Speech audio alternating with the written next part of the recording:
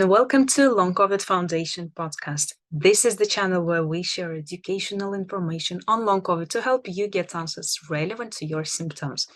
And if you're new to the channel, make sure you hit subscribe button because it will help me get answers relevant to your symptoms. And one more thing.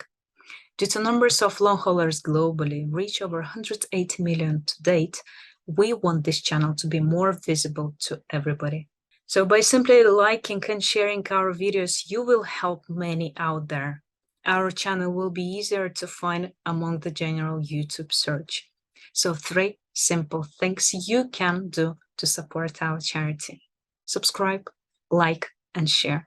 Thank you to all of you.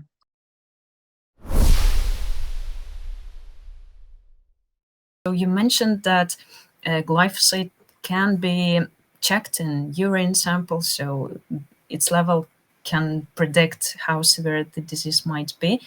We know that majority of scientists at that time talked about the vitamin D deficiency. So what is the link behind glyphosate possibly and vitamin D levels? Absolutely. I mean, that's an easy one because glyphosate has been shown in multiple studies to suppress the cytochrome P450 enzymes in the liver. And those enzymes, they do many things. They make the bile acids, they detoxify many toxic chemicals, and they metabolize, even like vitamin A gets metabolized by the cytochrome P450 enzymes, which I think is also important because it can become toxic. But then vitamin D gets activated. Cytochrome P450 enzymes are needed to activate vitamin D. And what you measure in the blood is the activated form. So I think what's happening, part of what's happening is that the vitamin D is not activated. So you can be taking vitamin D supplements, but they will not become activated because the enzymes are being disrupted by glyphosate in the liver. And we have an absolute epidemic in vitamin D deficiency these days. You know, the doctors discovered it and it was like, oh my God, they couldn't believe how many people had vitamin D deficiency. Kind of all of a sudden because they hadn't been looking for it. And now there's great awareness and everybody's popping vitamin D pills, but I don't think that's the answer. Unless you can fix the liver, you're not going to be able to use that vitamin D. And I think there's a quite significant level of fatty liver disease in relation to glyphosate as well. So what is the literature behind that? That's very clear. I think it's very clear. There's a study on rats that was done where they exposed the rats to low dose of glyphosate over a period of time. And they specifically looked for fatty liver disease and they found it. It was very clear that glyphosate at a low dose was causing fatty liver disease. There's a study on humans with fatty liver disease, and they looked at people who had no disease, they had less severe disease, and more severe. So they had 3 categories. They found statistically significant differences in the glyphosate in the urine among those without the disease compared to those with a lesser disease compared to those without greater disease. You know, even between the 2 categories of disease, there was statistically significant difference in the amount of glyphosate in the urine. So there's just evidence there that it's causing it. And in my book, I describe my understanding for ways in which it might cause it. And again, I would single out a particular enzyme called PEPCK, phosphoenolpyruvate carboxykinase. People who have a defect in that enzyme develop fatty liver disease early in life. And that enzyme is essential for converting fats and proteins into glucose for gluconeogenesis, depends upon critically on that enzyme.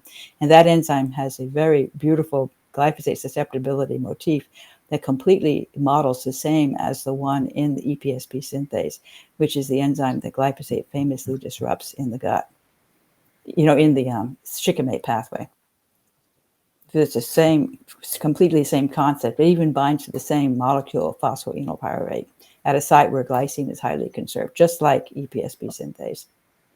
That's a lot for me to digest. I'll be honest. I was never looking into that issue so deeply, and I'm glad I found you, and I'm glad you showed that book, and I'm really interested to read it, and I would definitely recommend for people to look into this pathway, and as you do, read a little bit more and understand the main causes of chronic diseases. Thank you, Stephanie. I wonder if Joachim would add a little bit more on those diseases that we covered and maybe link them to long COVID from his perspective, how he sees the disease develops. Yeah, thank you so much. Look, Stephanie and I have been in contact for quite a long time by now. I don't know how many years. And when I first saw her lectures on chronic disease developing by these, let's say, agrochemicals, and especially glyphosate, and the lack of micronutrition that would result, the chronic disease it can cause and is causing in many ways. We got to work on all these issues, and normally the role was like she would describe the problem, and I would try to find some solutions on how to build interventions so that people can get their health back. And that was long before COVID. And when last January we talked with each other, we kind of concluded without like in a synchronicity that we went like, oh my God, the populations in the US, Canada, Europe, and wherever glyphosate food is very prevalent, and the populations are already being pre-damaged. There we will see the worst outcome in COVID cases. And yeah, unfortunately, we were right, on that angle alone. And so my question would be more, as we are talking to and for in the interest of long COVID patients, there's two things. First is that you're more susceptible to get long COVID if you have already a, let's say, inflammation or dysbiosis in your gut. When you have leaky gut syndrome, you have a lot of allergies, histamine, mast cell activation. And so if that is already, even in a latent fashion, present in a person, and he gets COVID, then I would say that this is already a good breeding ground to develop long COVID, if you want to say it in layman's terms.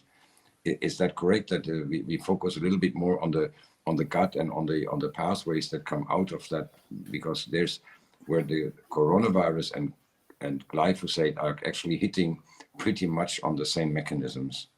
That's right. Yeah, and in fact, I remember someone in your group who shared, well, a woman that I'm familiar with, a researcher or an expert on the gut microbiome, has found that the vaccine actually causes a loss of bifidobacteria, and bifidobacteria are also killed by glyphosate, so there's synergistic toxicity with that. And you guys are suspecting that's because it's acting as a bacteriophage, which is extremely interesting if that's true. This is something I would really love to confirm, that the virus is actually infecting the bacteria, which is really, really amazing.